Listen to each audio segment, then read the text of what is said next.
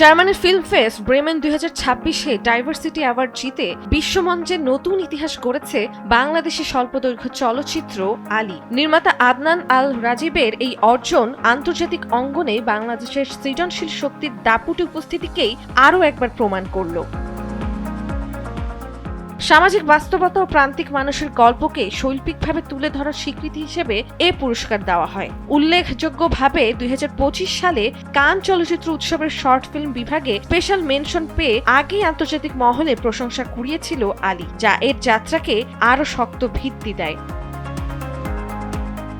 চলচ্চিত্রটির গল্পে উঠে এসেছে উপকূলীয় এক কিশোরের সংগ্রাম, সমাজের লিঙ্গ বৈষম্য ও সাংস্কৃতিক বাধা পেরিয়ে সঙ্গীতে নিজের জায়গা করে নেওয়ার স্বপ্ন দেখে আলী। নাম ভূমিকায় আল আমিনের অভিনয় দর্শককে আবেগতাড়িত করেছে। এই সাফল্য দেশীয় চলচ্চিত্রের জন্য এক নতুন দিগন্ত উন্মোচন করেছে। নির্মাতার এই অর্জন ভবিষ্যতের তরুণদের অনুপ্রাণিত করবে বলেই মনে করছেন সংশ্লিষ্টরা। নন্দিনী আহসান, সময়ের আলো।